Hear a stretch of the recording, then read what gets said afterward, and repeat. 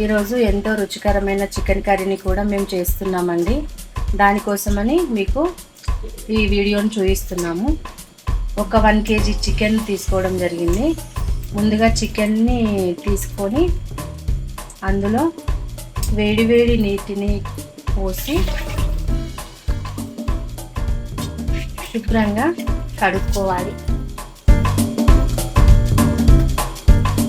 2 table స్పూన్ల కారం, పచ్చిమిర్చి, ఉల్లిగడ్డలు, కొత్తిమీర, కరివేపాకు, అల్లం వెల్లుల్లి పేస్ట్, 1 టీ స్పూన్ పసుపు, 1 టేబుల్ స్పూన్ ఉప్పు, 1 teaspoon garam masala powder, 2 table స్పూన్ల కొబ్బరి పొడి.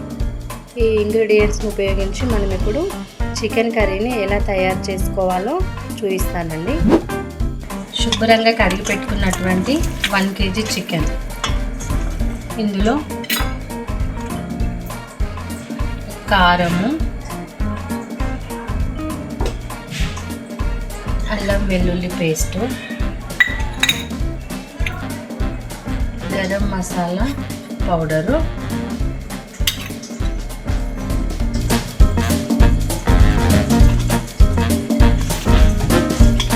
తర్వాత 2 టేబుల్ స్పూన్ల పెరుగును వేసి ఇలా కలిపి అరగంట పాటు పక్కన పెట్టుకోవాలి. ఇలా అన్నీ కలిపి పక్కన స్టవ్ పైన ఒక కడాయి నుంచి అందులో ఒక 2 టేబుల్ స్పూన్ల ఆయిల్ని వేసుకోవాలి.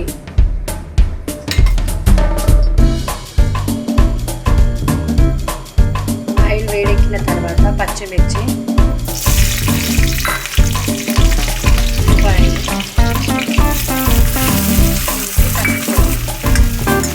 ఇలా బ్రౌన్ కలర్ వచ్చే వరకు వేయించుకోవాలి. అందులో అల్లం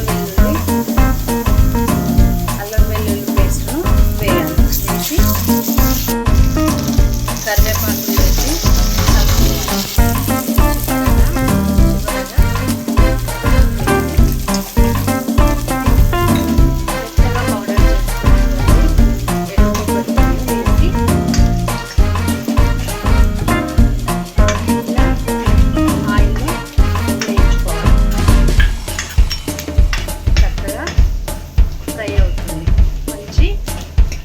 మారిపోతుంది.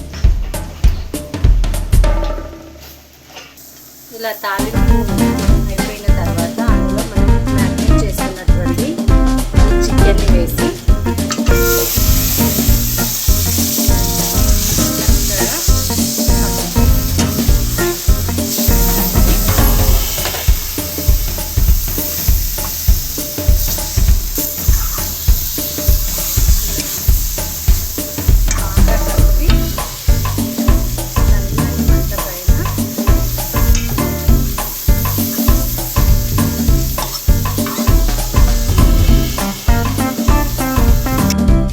సన్నని మంట మీద చికెన్ని 5 నిమిషాల పాటు మగ్గనివ్వాలి.